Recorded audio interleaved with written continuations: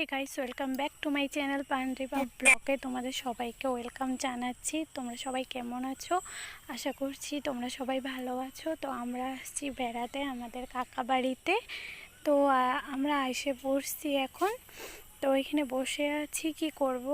তো আমার সুনুমা দুষ্টামি করছে একটু। এই দেখো, ও যেখানে যায় সেখানে ওর দুষ্টু আরম্ভ হয়ে যায়। এখন ও দুষ্টু করছে, বসে আছে। এটা আমার কাকা হয়, ওর দাদু ভাইয়ের সাথে বসে। এইটা আমার মা। মা এখন টিভি দেখছে। মা যেখানে যায় সেখানে মার সিরিয়াল শুরু হয়ে যায়।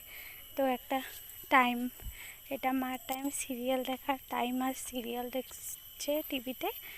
আর এখানে ভাই বসে আছে, ভাই মোবাইল দেখছে। আর আমার দুষ্টুটা ঘুমিয়ে আছে এখন।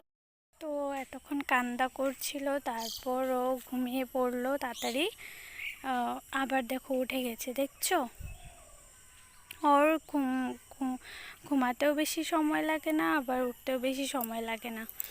ও শুধু দুষ্টু করতে ভালোবাসে, আর কিছুই না। তারপর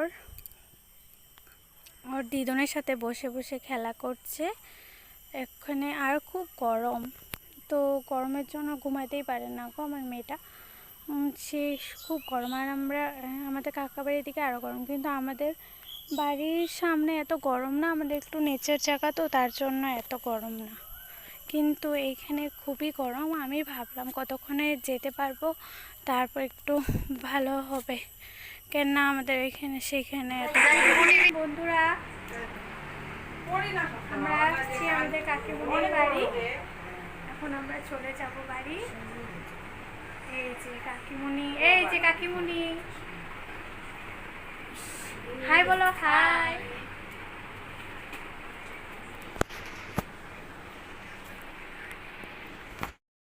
তো আমরা এসে পড়ছি বাড়িতে। তো বাড়ি আসার পর দেখছি আমাদের ক্ষেতের সামনে সবাই খেলছে, ক্রিকেট খেলছে। তো ভাবলাম এখানে একটু বসি, তার জন্য এখানে একটু বসে আছি।